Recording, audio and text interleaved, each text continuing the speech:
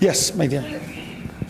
Sir, you said that President Marcos parang commanded you that Senate will take the lead in terms of amending the Constitution.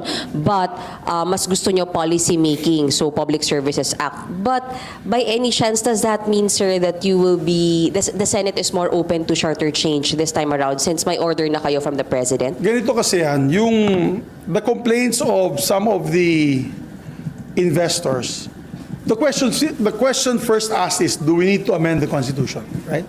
So now, we feel in the Senate that after passing the Public Services Act, hindi na po kailangan amendahan yung ating provision when it comes to economic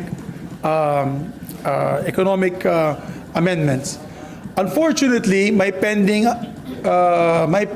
case sa Supreme Court, marami po nag-file.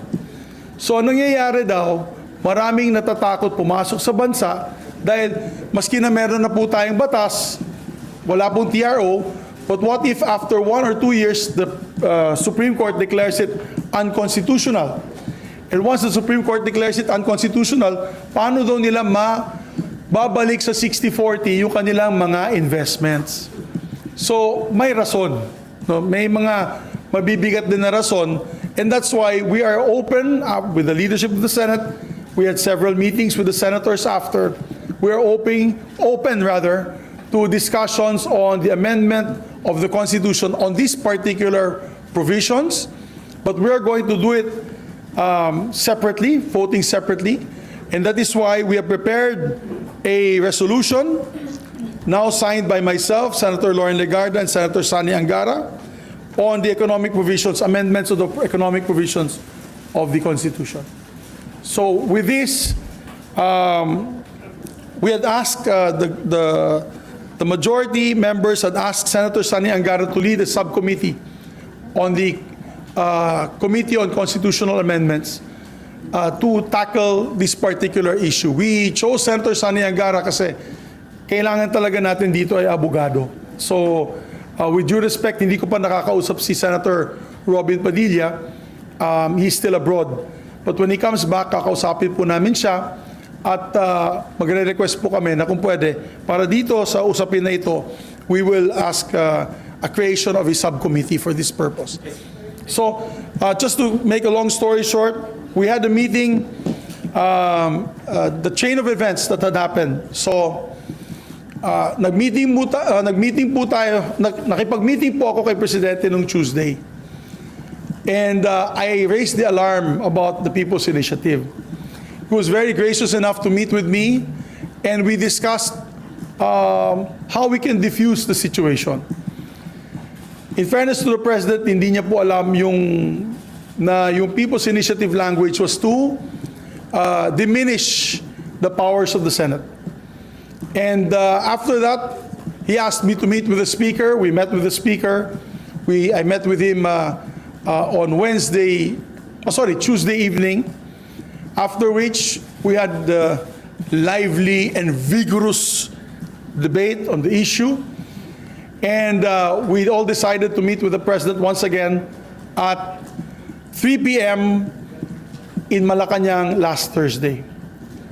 In that meeting, we were there early, so we met together with Senator Lauren Legarda, kasama po namin si Congressman Sandro Marcos, Sap Anton Lagdameo, and the Speaker and myself. In that meeting, we discussed the scenarios. And of course, I defended the position of the Senate na talagang malabo yan kasi as far as we're concerned, their plan is unconstitutional because we are a bicameral system of government. Kaya, nung pagkita po natin kay Presidente, we decided, the President, first of all, and I'd like to thank the President for his comment that the PI is too divisive, and even mentioned news items from the major networks that he watched the night before. At sabi, nagkakagulo na, bakit nagkakaganyan? may bayaran. And he even said na, and I thank the President for this, because he even said na, dati ako senador. Bilang dating senador, hindi din ako papayag na ma-undermine o ma-diminish ang kapangyarihan ng Senado sa pagdating ng usaping bicameralism or bicameral form of government. So maganda po ang direksyon ng Pangulo. And ang sabi niya sa akin at kay Speaker, sabi niya, why doesn't the Senate take the lead in the discussions of the economic provisions and then you approve your version which the House can adopt? So that was the position of the President. Para hindi na tayo maglalagay pa kung ano-ano pang mga amendments na sa tingin natin ay magagalit ang taong bayan. So, that was quite clear in the meeting, and that's why in the Van de Honor, medyo smiling na po kami ng Speaker of the House at ang Presidente ng Senado, because we were able to resolve that very big issue. That night, nag-meeting po kami with the senators. We had about 14 senators that met that night, and we discussed the possibilities. Nakuha ko naman po yung full support ng majority members of the Senate. We were also there. We also had a member of the minority there, Senator Risa Ontiveros. And of course, we said to her that we know their position, we will respect their position, but I'm being transparent. As the Senate President, I want to be transparent that these discussions will be taking place once the Senate resumes on January 22. Sorry, isa pa. Sir, kasi ever since naman, di ba, divided yung Senate in terms of Chacha. And parang kayo mismo nagsabi dati, sir, na pag pinush yan, hindi talaga yan mananalo dito sa Senate. But since kayo mismo, sir, yung may reso na, did you get the support of the 14 senators para pumasa po yung economic provisions Chacha? We got the support of all the senators that were there, except, of course, for the minority. The minority is non-committal. They have to see the amendments first. They want to participate in discussions and the debates. I'm talking about Senator Risa. She was the one who said na hindi, wala muna siyang may dadagdag. Although she was happy that the discussions will be moving away from the plan of the PI na ikapon kami. Happy po silang lahat na ang sinabi ng Pangulo na dapat dito na tayo sa ganitong klaseng proseso. Hindi po yung sa gusto ng People's Initiative na yan, na EDSA Puera, na gusto nilang ikapon ang Senado at magkakaroon po ng mga posibleng amendments na hindi po natin makokontrol bilang Senado. Because you have to remember that the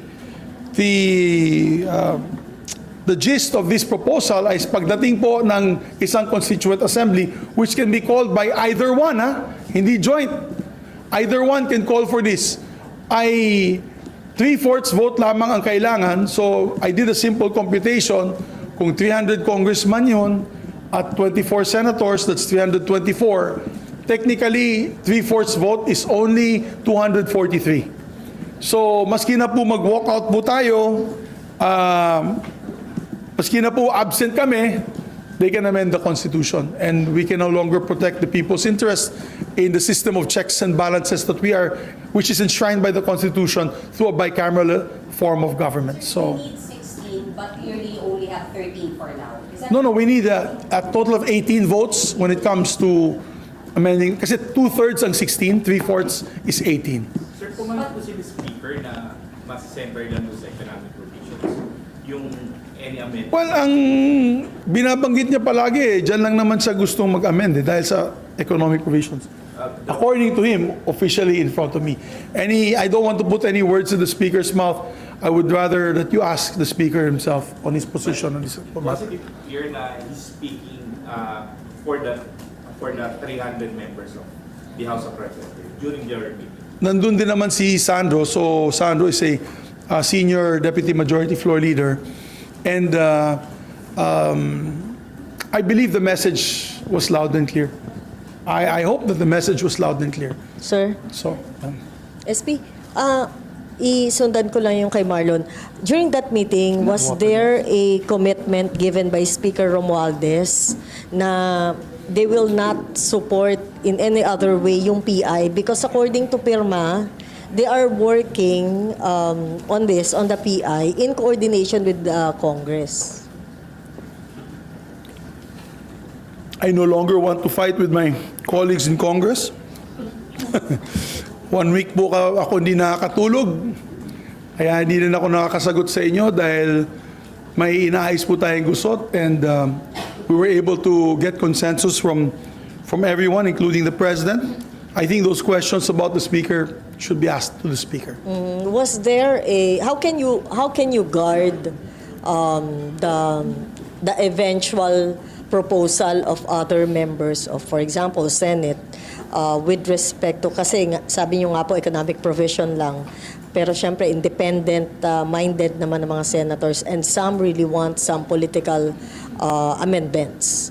Well, ang mangyayari dyan, my dear colleagues, when discussions on, for example, if you see the resolution that we will file today, nakapirma na kaming tatlo, if you see the resolution that we file today, it's limited to yung amendments to public services, as well as education, and as well as advertising.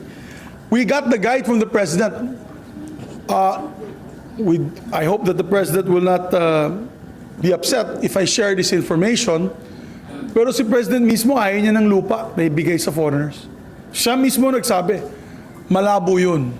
He said that, and I quote the President, "This will give us problems in our housing program. It will increase tax rates and it will increase prices of land in the Philippines." And he even cited some countries kung saan na may foreign ownership na yung mga mismong locals ay hindi na po nakaka-afford ng lupa doon at lumalabas na. Kaya na nga nagkakaroon ng Asian hate dahil may mga areas like Vancouver, Toronto, in Canada, wherein a lot of Chinese, Hong Kong nationals pumunta doon, binili lahat ng property. Yung mga Canadians na original na lumalabas na, hindi na nila ma-afford yung lupa tsaka apartments doon sa mga lugar na yun.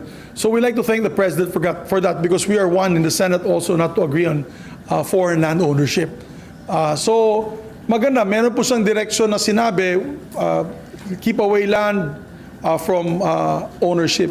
Sir, And even media, sabi niya, ayaw din niya ng media kasi kung may foreign ownership of media, baka mag-influence peddling pa yan dito on certain agendas. So ayaw din niya po yun. So we're limiting it as far as the Senate is concerned, that Thursday night